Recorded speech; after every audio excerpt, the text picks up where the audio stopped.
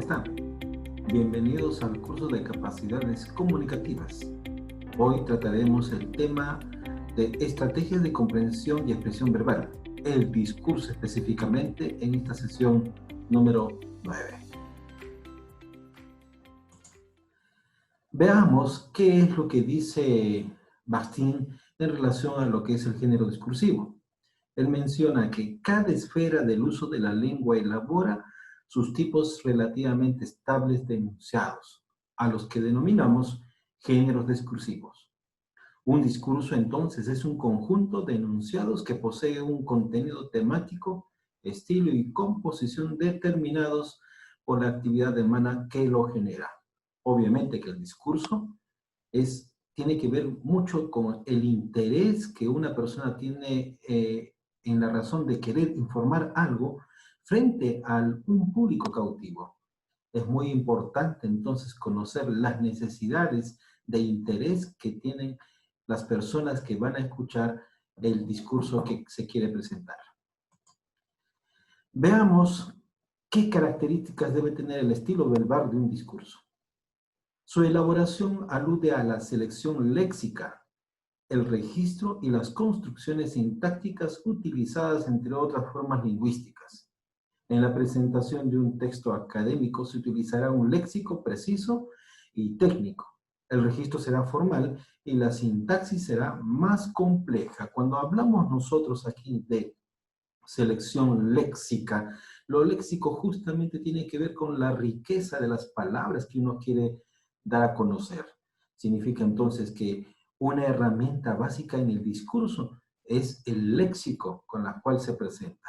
Y este léxico obviamente va unida a otras herramientas que más adelante vamos a ver, como la entonación, la modulación, los gestos faciales, los gestos verbales, todos esos aspectos vamos a tener que ver. ¿Cómo es el contenido temático? Los temas que tratan un género discursivo son específicos. Así es probable que el discurso político aborde temas como justicia, economía, legislación, etc., pero difícilmente se referirá a la indumentaria de moda de la próxima temporada. Un nutricionista abordará temas de alimentación, valores nutritivos, alimentación y salud, desnutrición, vitaminas de los alimentos.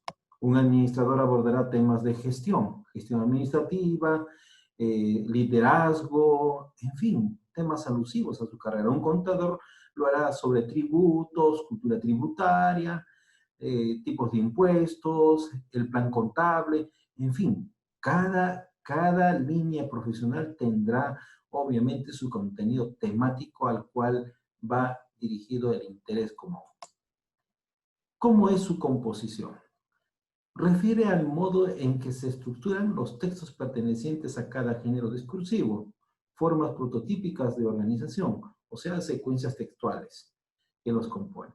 Por ejemplo, en un manual de uso de una computadora predominarán las secuencias instruccionales, mientras que en una nota de opinión periodística lo harán los argumentos.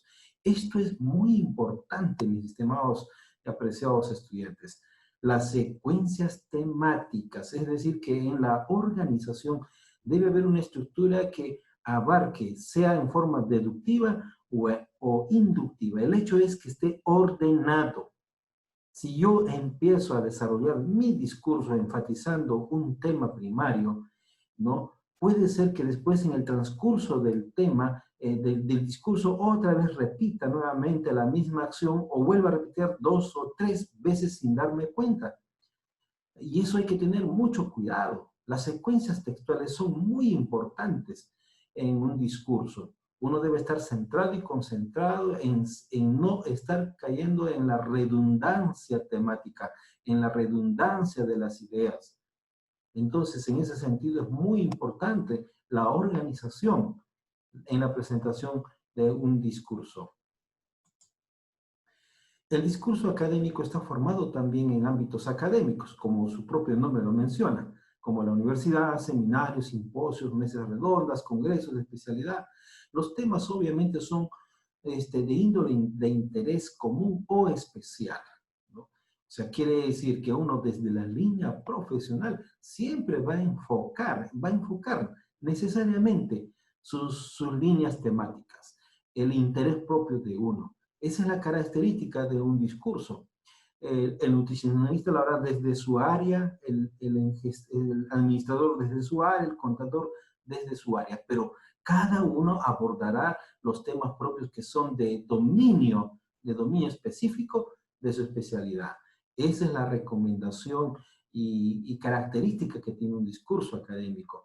Obviamente que los discursos académicos están enfocados en los resultados de trabajos también académicos, ¿no? Y los trabajos académicos son justamente también las tesis, los artículos científicos, bibliográficos, artículos empíricos, las monografías, los ensayos, artículos periodísticos, en fin. Pueden haber otro tipo más como las editoriales. Entonces, cada forma, ¿no? Cada forma de redacción de un texto académico tiene obviamente sus características y en esas características el rigor, la complejidad sigue siendo el mismo. El objetivo que persiguen los textos pertenecientes entonces a este género, o sea, estamos refiriéndonos al discurso, es la comunicación de saberes, que impliquen la exposición, expansión, profundización o refutación de un tema reconocible y definido, de un modo de exponer los conceptos centrales de una manera teórica, decir sobre un tema cosas que aún no se han dicho o revisar con ópticas diferentes de las que ya fueron dichas entre los miembros de una comunidad científica. Es muy importante. Tiene mucha relación esto, el discurso con la exposición y el argumento. Es mucha relación porque se enmarcan en las mismas condiciones de rigurosidad y también persiguen buscar, ¿no?, brindar información o extender la información respecto a lo que se ha encontrado. Ahora, cuando nosotros tenemos que considerar un discurso, tenemos que tener algunas consideraciones como las siguientes. Se tiene que demostrar que conoce el tema que aborda. ¿Qué es lo que, o sea, qué es lo que tiene que hacer la persona que da el discurso? Número uno, conocer el tema que aborda, ¿no? Tiene que sí o sí conocerlo, ¿no?, de una manera tal que pueda ofrecerle bastante fortaleza al momento de presentarlo. Debe ser cuidadoso en la selección del léxico. Volvemos a reiterar acá, el léxico, las palabras deben ser bien precisas, palabras bien seleccionadas, complejas de acuerdo al público. Ojo, muy importante también seleccionar el público para garantizar la precisión y claridad en el uso de la terminología técnica y la definición de los conceptos. Es muy importante cuando uno quiere dar un discurso respecto a un tema y se maneja conceptos, es bueno muchas veces reiterar los conceptos en función a los autores, uno, dos o tres o cuatro autores, porque lo que un autor menciona, el otro autor no lo menciona, o ambos se complementan en cierta medida, pero es bueno enriquecer siempre los discursos con las opiniones de otros autores. Debe utilizar un registro adecuado caracterizado por la formalidad, dado que la relación entre los participantes de interacción es de cierta distancia afectiva. Y muchas veces dicha interacción involucra a participantes con distintos rangos académicos. Aquí se está refiriendo obviamente al tipo de público al cual te estás dirigiendo. Es muy importante mantener y saber el público a quien te estás dirigiendo, en la interacción que tú vas a tener con ellos. La forma como tú vas a dar el discurso va a determinar el grado de afectividad que la gente va a tener o se va a identificar con lo que estás presentando. Es muy importante, ¿no? Es muy importante saber esto. Debe fundamentar sus hipótesis mediante argumentos aceptables para la comunidad científica y por eso debe expresar las ideas de forma coherente y cohesiva. O sea, debe tener cohesión y coherencia. Miren ustedes, en un discurso, siendo que hay un público específico, hay una comunidad científica, esa comunidad científica obviamente tiene el conocimiento de muchos temas referentes a lo que ustedes o nosotros presentamos en las diversas áreas de nuestro ejercicio profesional. Por lo tanto, es muy importante fundamentar con argumentos sostenibles sobre todas las cosas que se presentan. ¿Cuáles son los problemas frecuentes en el proceso de escritura en el discurso? Veamos, hay problemas de selección léxica, es decir, el uso del léxico. Cada término o expresión debe ser utilizado atendiendo a su significado. Es decir, que yo, si encuentro un término que es técnico y no lo conozco, entonces hay que conocerlo para dar amplitud y saber a qué nos estamos refiriendo. Debe ser preciso en el uso de la terminología. Esto implica evitar expresiones demasiadas vagas o generales. Es muy importante entonces la objetividad del uso de los recursos verbales, las palabras que vamos a mencionar. Es muy importante el registro lingüístico. Si bien un término puede ser adecuado desde el punto de vista de su significado, puede no serlo en función del nivel de la lengua prevista o la situación comunicativa. Y es muy importante aquí conocer justamente el público, porque el público maneja un lenguaje al cual ellos van a entender cuando uno se lo presenta. Pero si es un público que no conoce cierto tipo de lenguaje especializado, entonces yo tengo que usar mis valores semánticos para poder mencionar o tratar de comunicar la información de una manera más sencilla para el público.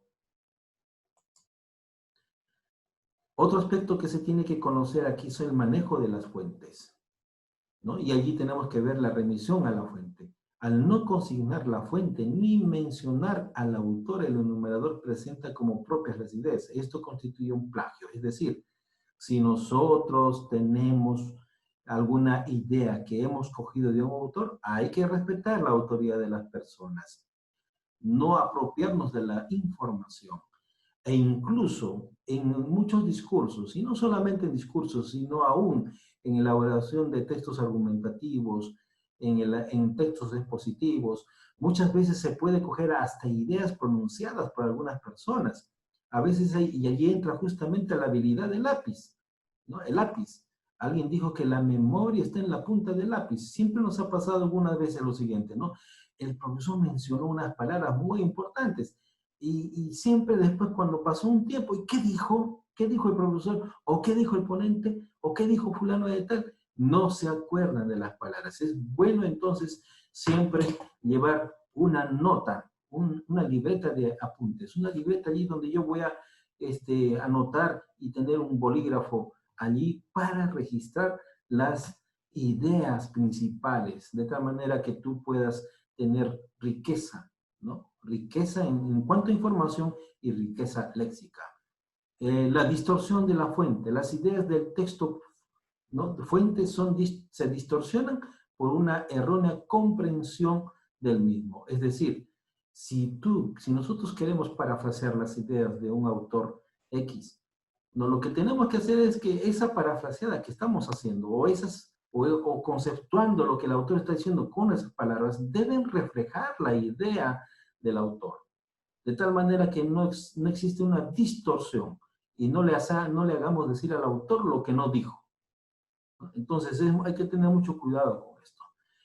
Problemas de cohesión. Esto ocurre cuando no se eligen adecuadamente los conectores para las relaciones lógico-semánticas del texto o las referencias pronominales no están correctamente construidas. Otra vez volvemos a reiterar, mis estimados estudiantes, es muy importante conocer todos los recursos de redacción, como en este caso, los recursos que tienen que ver con los conectores lógicos, los conectores en la redacción. Por favor, vamos a pedirles a ustedes información sobre esto. Hay un montón en el internet, no es una cosa que nosotros estamos inventando, no, hay bastante información y tenemos que nosotros saber en qué momento aplicarlas, cuándo aplicarlas. Es lo más importante, el saber usar. Uno puede conocer todos los conectores, pero más que conocer es saber utilizar los conectores. ¿Cuándo debo usar tal conector? ¿Qué características de uso tiene tal conector? Entonces, eso es lo que se tiene que conocer. Los problemas de coherencia suceden cuando se omite información fundamental para la comprensión del tema. Se presupone que el enunciado conoce los conceptos desarrollados en el texto fuente y por lo tanto no se expone, o sea, se sobreentiende información que es relevante para la comprensión del texto. A veces podemos asumir que ya las personas conocen algo, pero no, es bueno muchas veces reiterar o aclarar, aun cuando asumimos que las personas pueden conocer el tema, sin embargo, es bueno hacer una retroalimentación en conceptos, en aclaraciones, porque a veces no todos los autores pueden pensar o todas las personas pueden pensar lo mismo. Así es que si uno quiere dar una información y quiere ser bien específica y clara frente a una posición, entonces vale allí hacer en la exposición aclaraciones y orientación a qué concepción se está dirigiendo la información que usted está manejando. Tenemos tipos de discursos acá que son los más conocidos: el discurso narrativo, el discurso descriptivo, el discurso expositivo, el discurso argumentativo. Si nosotros conceptuamos estos discursos, en realidad tienen mucha relación con los conceptos que ya se han estudiado en sesiones anteriores: el discurso argumentativo y el expositivo, el descriptivo y el narrativo. A nosotros como universitarios nos interesa mucho que el estudiante desarrolle el discurso expositivo y el discurso argumentativo, ¿no? El discurso expositivo informa acerca de algo de manera objetiva, clara y ordenada, que eso es lo que se tiene que hacer. Dijimos también que el discurso argumentativo se torna en discurso expositivo cuando se presentan los resultados a una comunidad. El argumentativo, obviamente, como ya sabemos, es aquel que utiliza un emisor para convencer o persuadir acerca de algo, es decir, de su hipótesis, aparte de una tesis, para poder brindar resultados que obviamente van a brindar aportes al conocimiento para la solución de los diversos problemas. Algunas características o consideraciones que tenemos que tener cada uno de nosotros, consideraciones que se tiene que tener para dar un buen discurso. Número 1, el volumen de voz. Debe ser variado, ¿no? Hay momentos donde uno tiene que subir la voz, como también bajar la voz, hablar suavemente. Y uno, o sea, el que está haciendo el discurso tiene que ser un experto en saber, que se llama manejar este aspecto. Ahora, para saber esto, tiene que conocer a su público. Se dice que todos los que ofrecen un discurso o exponen algo deben ser observadores de su público, deben ver, dar una mirada fija a los que están allí escuchando su tema, para que de esa manera puedan ver cuál es la actitud, las condiciones, cómo está el público, está cansado, no está cansado. La variación de voz ayuda mucho. La entonación se puede conseguir alternando diferentes tipos de oraciones. Por ejemplo, podemos empezar con la pregunta, o sea, una pregunta, seguir con frases enunciativas, introducir oraciones exclamativas durante el discurso. Debe ser variado e incluso aquí se puede utilizar en la entonación, si uno quiere mejorar, ilustraciones que son muy importantes, ilustraciones que son de la vida personal de uno, experiencias exitosas, en fin, o experiencias que se han visto en otro, o tal vez presentar datos que son reflexivos, pero tengo que presentar de una manera muy reiterativa, muy variante, muy enfática. El ritmo tiene que ser de acuerdo y adecuado, miren ustedes. Una cosa es hablar pausadamente, pero una cosa es hablar con tanta dinámica. El ritmo es muy importante, mis estimados amigos. Cuando ustedes presenten un discurso, si hay algo que tienen que ustedes que hacer es mantener ese ritmo, un ritmo que guste. Pero si vamos a hablar pausadamente, lentamente o demasiado lento, puede ser que exista algunas frases, cuando uno quiere ser reiterativo, la pausa puede ser una forma didáctica, pero tengo que saber cuándo hacerla. Pero el ritmo juega un rol muy importante. La pronunciación. Esto sí es algo, un aspecto que nosotros tenemos que tener en cuenta. Debe ser clara, clara. Y para pronunciar las palabras, cada uno de nosotros debemos justamente adoptar las posiciones físicas, ¿no? Que tiene el rostro, los labios, nuestra boca, para poder pronunciar las palabras correctamente y se escuchen adecuadamente, de una manera que no se pueda confundir las palabras en el momento de la pronunciación. Eso puede ayudarnos a captar la atención. Miren ustedes el volumen, la entonación, el ritmo y la pronunciación. Son herramientas muy útiles para ganarnos, que se llama la atención del público. Ahora veamos la estructura del discurso. Al igual que el texto argumentativo, al igual que el texto expositivo, también tiene una introducción. Solo que aquí en un discurso se agrega algo que se da énfasis en mucha gente, ¿no? Es el saludo, lo característico. Se presenta en el saludo y además allí se presenta y se justifica el tema, así como se explican los puntos principales en los cuales se va a componer el discurso. El objetivo de la introducción es capaz de captar la atención. Y miren, para captar la atención muchas veces en la introducción se usan ilustraciones, agarramos datos para reflexionar, llevar al público a tener una reflexión de tal manera que hagamos interesante, ¿no?, la predisposición para poder escuchar. La introducción juega un papel muy importante.